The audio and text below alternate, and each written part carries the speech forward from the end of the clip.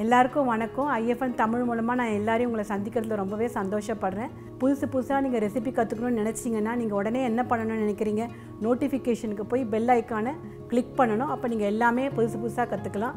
So இன்றைக்கி நான் பண்ண போகிறது தக்காளி ரசம். வாங்க போய் பண்ணலாம்.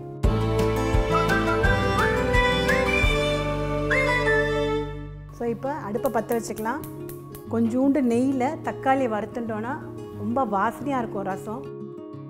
தக்காளி 1 தான் போடணும் 2 தான் போடணுங்கிறது அளவே கிடையாது. ஸோ தக்காளி நல்லாவே வதங்கியாச்சு, நல்லா நெய்யில் போட்டு வதக்கியாச்சு நம்ம.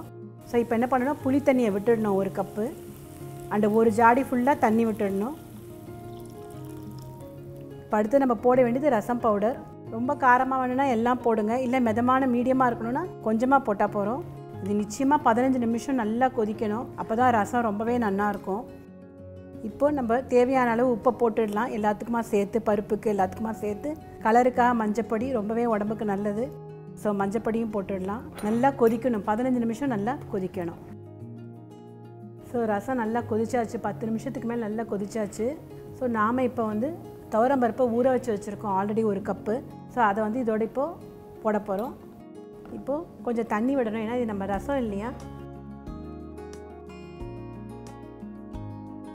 ரொம்ப நாள் கொதிக்கக்கூடாது. அதனால் ஒரு கொதி வந்த உடனே கொத்தமல்லியை போட்டுட்டு அடுப்பை அணைச்சிடலாம்.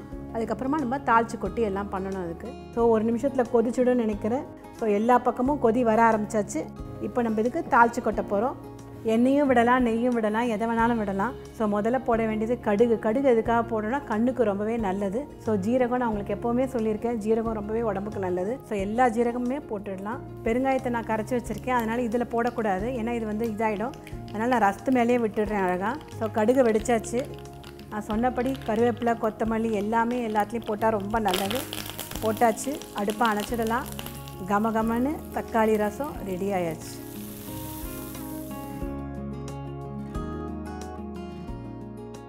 ஸோ உங்களுக்கு இந்த ரசம் பிடிச்சிருந்தாக்க என்கிட்ட கமெண்ட் பண்ணி சொல்லுங்கள், எப்படி இருந்ததுன்னு சொல்லுங்கள். லைக் பண்ணுங்கள், ஷேரும் பண்ணுங்கள், சப்ஸ்கிரைப்பும் பண்ணுங்கள் ஐஎஃப்என் தமிழுக்கு. அடுத்த இதில் கூடிய சீக்கிரம் சந்திக்கலாம். நன்றி, வணக்கம்.